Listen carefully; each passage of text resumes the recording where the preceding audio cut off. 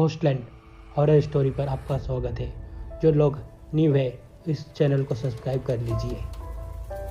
ये कहानी एक लड़के के एक छलावा भूत से हुए सामने के बारे में है। एक दिन उसका सामना एक छलावे से हो जाता है। ये कहानी तब की है जब मैं अपनी मौसी के घर छुट्टियां बिताने गया था। उस समय मेरी गर्मी की छुट्टियां चल रही थी। मेरे मौसा जी एक डॉक्टर है, तो उन्हें रहने के लिए एक क्वार्टर मिला हुआ था। वे उस क्वार्टर में दूसरे मंजिल पर रहते थे। उनके फ्लोर पर एक बालकनी थी जिसके पीछे की ओर एक जंगल था और रात के समय उस जंगल से अजीबोगरीब आवाज़ें सुनाई देती थी।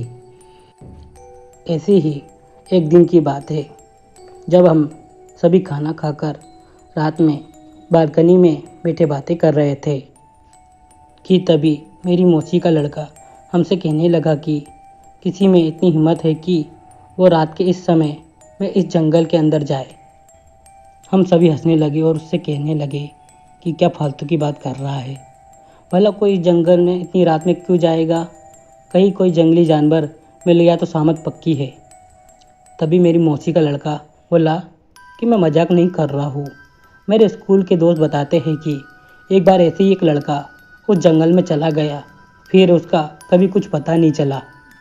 गांव के लोग बताते हैं कि उस लड़के को अपने पिता के जंगल में बुलाने की आवाज़ आई थी और वो उनकी आवाज़ के पीछे पीछे उस जंगल में चला गया और फिर कभी किसी ने उसे नहीं देखा।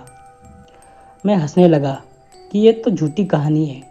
अगर वो लड़का लौटा ही नहीं तो लोगों को किसने बताया कि वो आवाज़ उसके पिता की थी। मौसी का लड़का बोला क्योंकि उसके पिता उससे थोड़ी दूर पर थे और उन्होंने भी वही आवाज़ सुनी थी, मतलब उनको बुलाने की। उनकी ही आवाज़ में कोई उनके बेटे को अपनी ओर पुकार रहा था। जब वे दौड़कर वहाँ पहुँचे तो उन्होंने देखा कि वहाँ पर वो उनका बेटा ही नहीं है, इसलिए कोई भी उस जंगल की ओर नहीं जाता है। मैं अपने मौसेरे भाई की ये कहानी सुनकर हंसने लगा कि वह क्या बात है, जंगल का भूत जो लोगों को गायब कर रहा है।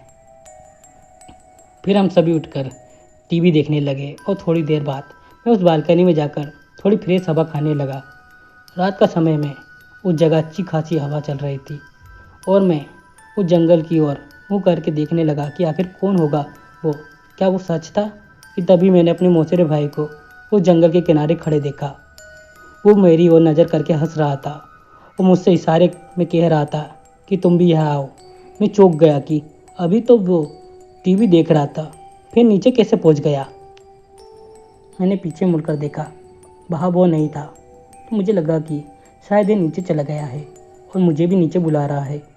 वो अब मुझसे बोला कि अरे देख क्या रहे हो, नीचे आओ थोड़ा सैर करते हैं। मैंने सोचा चलो थोड़ा घूम लेते हैं। नीचे जाने के लिए दरवाजे तक गया ही था कि तभी मैंने देखा कि मेरा भाई तो टॉयलेट करके बाहर आया है। मैं ये देखकर सकपका गया, मेरे रोंगटे खड़े हो गए और मैं यही सोच रहा था कि अगर ये यहाँ है तो वह नीचे कौन था। मैं उससे बोला कि तुम तो नीचे थे, इस बाथरूम में कब आए। वो बोला कि मैं यही था, मैं तो बाथरूम गया ही नहीं, तुम क्या बोल रहे हो। मैं उससे बोला कि मैंने अभी तुम्हें उस जंगल के किनारे देखा था और तुम तो मुझे भी बुला रहे थे। वो बोला मजाक मत करो, तुम्हें क्या लगता है मैं डर जाऊंगा।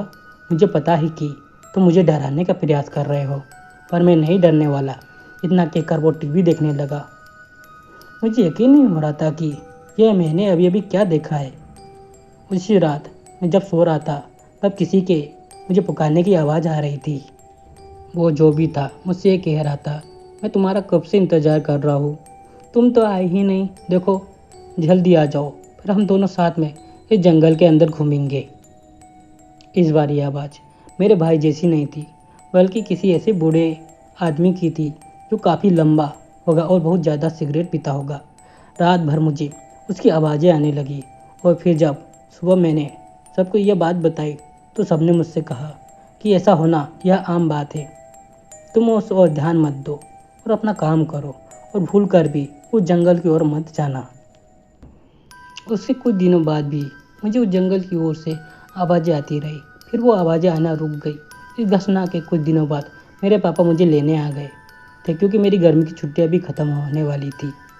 उस जंगल में रहने वाले लोगों को छलावा कहते हैं और जो कोई भी उसके पीछे जाता है वो फिर कभी लौट के नहीं आता है। दोस्तों, मैं आशा करता हूँ कि आपको छलावा भूत की कहानी गोस्ट हॉरर स्टोरी पसंद आई होगी। ऐसी और भी रियल गोस्ट स्टोरी सुनने के लिए हमारे YouTube channel ghost horror story को सब्सक्राइब करें और बेल आइकन ऑल पर कर दीजिए।